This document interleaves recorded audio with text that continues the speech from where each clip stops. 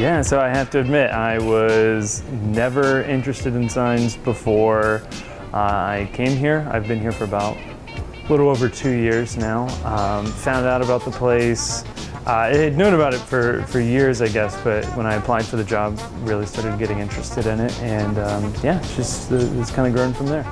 The museum was founded by one person. His name is Todd Swarmstead. He used to be the editor and publisher of the Sign Trade Journal. I'm Todd Swarmstead. I'm the founder of the American Sign Museum.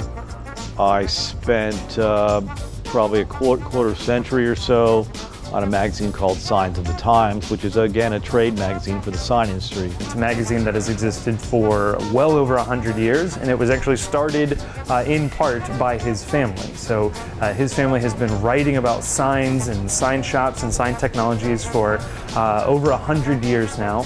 The museum is actually what I call my midlife crisis project. First opened its doors in 2005.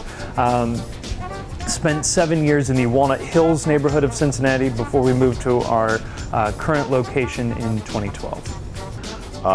I spent a lot of time in sign shops around the country. I saw them throwing away stuff, stuff getting scrapped, pictures in drawers. So I do have an interest in history. I took a lot of history in college. So I was interested in establishing a sign museum because there wasn't one anywhere in the country. So that's basically how it came about. We catalog all the items in the museum, and it's not just signs, but we have a library of books and literature like old catalogs. We have artwork, blueprints, we have tools and equipment. There's more than just signs in the museum, but if you want to know about how many signs we have about 600 signs. About half of those are on display, and that can range from that McDonald's sign I was talking about that weighs 2 tons and is 26 feet tall, all the way to what we call a POP sign, which is a point of purchase sign, like a small sign that would be inside a storefront. So there's a great range in those 600 signs from small to very large. So I kind of believe in vibes.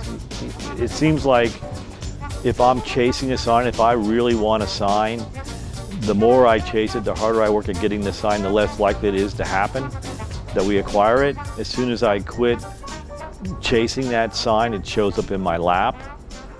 There was our huge McDonald's sign out here is a good example of that. McDonald's is our kind of place. It's such a happy place.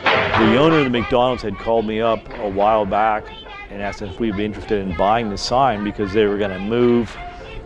And I said, yeah, I'd jump at the chance to buy that sign. It was free to us. It came from Huntsville, Alabama. It cost around $30,000 to move it to Cincinnati. So that is the one that we probably have the most money invested in. We actually poured the concrete floors of the building around that sign, so if we ever sold it, I don't know how that would happen, but that is probably the most valuable sign in the museum. McDonald's, a total value that's unmatched anywhere. McDonald's is our kind of place. It's such a happy I have to say the Earl Scheib Globe has got to be up there for amongst my favorite signs, as well as our 1960s Big Boy for sure. The Earl Scheib sign is definitely the one that has possibly the coolest story. For one, it is from Compton, California, and it has a nice big bullet hole running right through it. So it's from the birthplace of gangster rap. It's been shot before. That's pretty good. The sign itself is for Earl Scheib, which was a very cheap place to get your car repainted. Their slogan used to be "Any car, any color, 1995." And it was one of the very few signs that we did have to repaint in the museum. We really tried to avoid repainting the signs, and that was one of them that had to. So we had the cheap repainted sign and the sign from the birthplace of gangster rap that had been shot. You add those together and you get easily the coolest backstory for one single sign. What do I do on a day-to-day basis? I do a lot. We don't have a lot of employees here, so I am running a cash register, selling tickets. I give a lot of the tours here. I schedule group tours and field trips. I will sometimes work events. We rent the museum out for weddings and birthday parties and holiday parties. So I will either be working those or setting up tables for those, redesigning our website, running all of our social media platforms. I get to do a lot, which is exciting. So My role here at the museum as the founder is not a very ivory tower-like position or responsibility where I sit in an office and direct. I'm pretty hands-on. I don't have a normal day in the sense that today I was doing recycling from a party last night, changing the letters on our changeable letter sign. People come into my office, the shop area, ask questions. I take them in the back and show them a few things there. So I don't really have a typical day. Like I said, I'm pretty hands-on. It can vary a great deal from working on a 5-year business plan all the way to sweeping the floor. When I first started working on the Sign Museum and people asked me what I was doing since I had left the magazine, I say, I'm working on starting a sign museum. And they go, oh, a science museum? I go, no, signs. They go, a sign museum? Well, what the heck's in a sign museum? Well, and then some people thought it was a sign language museum. And I would get all kinds of weird responses when I said sign museum. But once I got the museum open, people are amazed at coming here. It's a walk down memory lane for a lot of people, and it conjures up memories from the past. And generally those memories are good memories. Like if you walk around the museum and kind of hang in the background and listen to people or watch people point at things and they go, oh, I remember that sign. And again, it's always this good memory. My name is Megan. I'm from Connecticut and I'm out here visiting my friend who goes to Xavier. So my name's Marley. I'm originally from Connecticut, but I go to Xavier University. My name's Laurie Ray and I'm from Rougemont, North Carolina. I love it. I think it's really fun. It's really exciting to see all the different signs and colors. I like it. I think it's kind of cool. I don't know, it's like a look into the past. I'm impressed. It's really cool to see the history of it and to see how it evolved and all the signage and just to see familiar signs from when I was young. I like the pop sign because it's like the white sign with the white background. I think it looks really cool.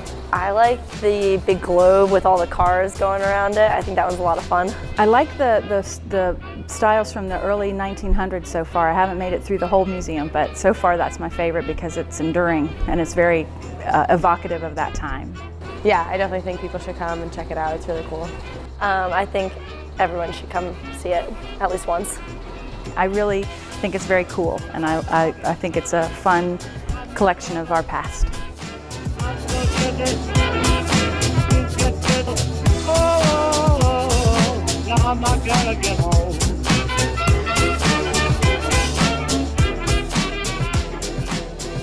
I have to say my favorite thing about working at the museum, it's hard to narrow it down to one. I love the people I work with. I love my coworkers and the founder of the museum, my boss. Everybody who I work with is really, really great. But I gotta say probably the number one thing is the fact that the museum is small but growing and growing quickly. It is moving very, very quick, and I love that, being a part of something that is still growing, still developing, and I get to help chart its future. So.